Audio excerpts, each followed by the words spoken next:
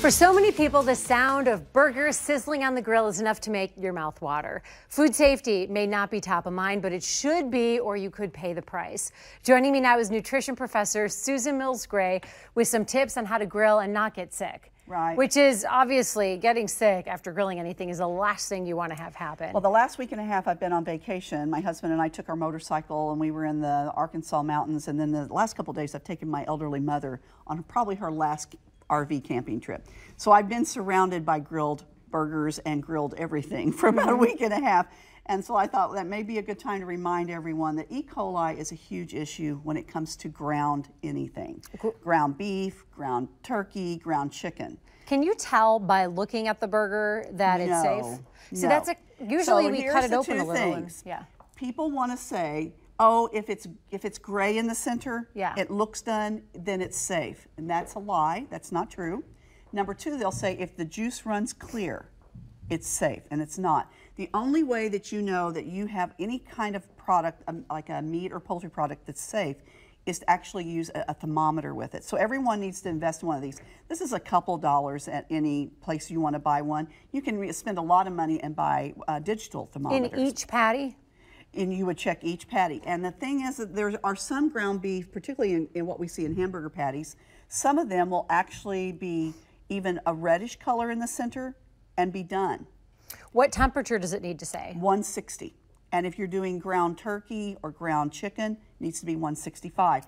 And most of the thermometers you buy will have that marked in the middle of it where you need to be for those different products. Do you have to worry about cross-contamination, sticking the same thermometer in each patty? I would encourage it, probably not, because you're going to be cooking them. Yeah. So you're really like you're not transferring E. coli. Okay. So that's not that big a deal, but you know, if you want to feel better, you could always have just some wipes there, you know, alcohol wipes, and clean that off.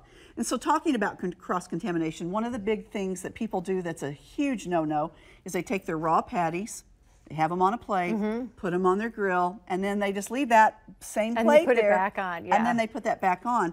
And so that just transfers all that potential E. coli bacteria to your cooked product.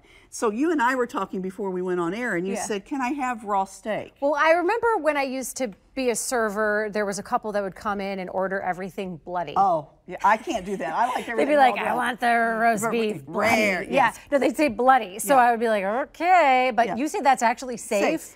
E. coli is always on the surface of meat. Yeah. Whether it be chicken, poultry, or beef. It's on the surface. So as long as there's heat applied to both sides, then you get rid of all the E. coli. So your steak can be as rare as you want it? As rare as you want it. And that's a fallacy that most people think. They think because ground beef has to be cooked well done, so do steaks, and they do not. So what happens is they may take a cut of meat that has E. coli on the surface, and then they grind that up to make ground beef, and they just take that E. coli and they incorporate it all the way through that ground product. So grinding your own is not a good idea. You don't want to grind even if you go and buy this, if I go and buy a package of this and I grind this, I'm still putting E. coli in the center of my ground beef, even if I do it myself. So then it's all your fault. So the big Yeah. things to remember is invest in a thermometer. Don't rely on color, and don't rely on the color of the juice. And give the temp again. And the people who are most susceptible to getting sick are very young children, older adults, and anyone who has a compromised immune system. Which is good to know. It's 150? 160. 160 for each patty. For ground beef. 160. And 165 for chicken and turkey. Nutrition professor Susan Mills-Gray, thank you.